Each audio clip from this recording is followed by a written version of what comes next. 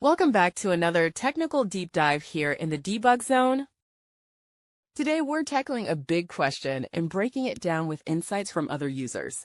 Hopefully this clears up some misconceptions and helps you get the answer you need.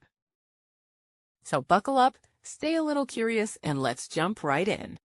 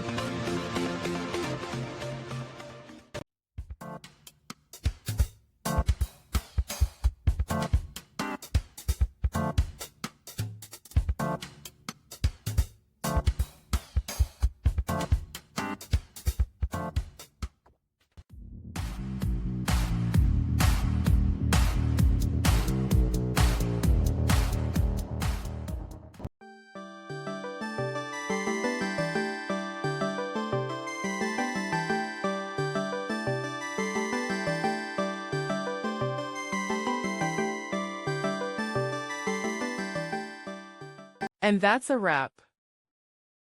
I hope you found the answer you were looking for. If you did, take a second to hit that subscribe button. It really helps out.